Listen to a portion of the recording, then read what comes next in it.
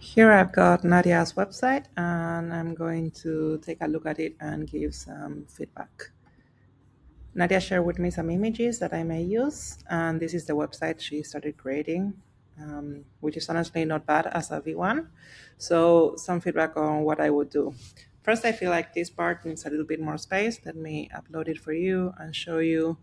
I think this little animation is pretty cool.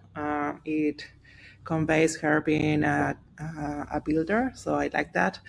I would give all of this more space so it leaves more centered and yeah, just in between the main screen, the hero.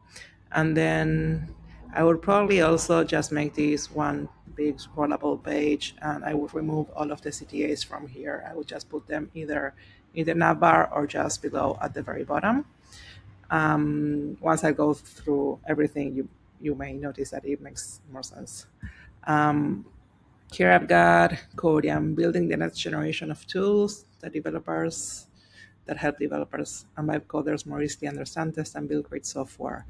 3 bottoms, I will align them so that this occupies less vertical space, and I would also reflect on your position in CodeYam. So I'll put like CEO or something like that, then some kind of image that conveys CodeYam, and or something about to learn more, probably. Yeah, I would work on this a little bit more, but also describe a little bit your position here, what you do. Writing, I write about building, coding, and ideas that shape the future of technology. I would remove this one and just put the CTA read on Substack. And once I open Substack, I feel like this is all very interesting and tells a lot about her. So what I would do is probably import these posts into the main website and put them here. And then in about, I would replace these icons or leave them, but also include these pictures because look at her, she's pretty cool. I think those would add a lot. And then here, I feel this is great, a very good ending with all of the ways to connect with her, but I would put them probably horizontally and make them stand out a little bit more.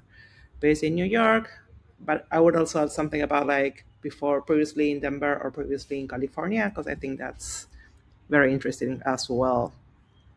Built in with Next.js and Lab.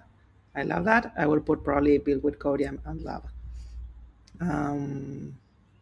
Okay, that's it for now. This I would keep it so that people could scroll directly to where they want to go, especially contact. Yeah, this is nice, but I would probably have like a very simple layout like this one in light mode, and then have another one that it's like has a lot of color or very different typographies and stuff, just things that make it stand out. Okay, that's it. Thanks.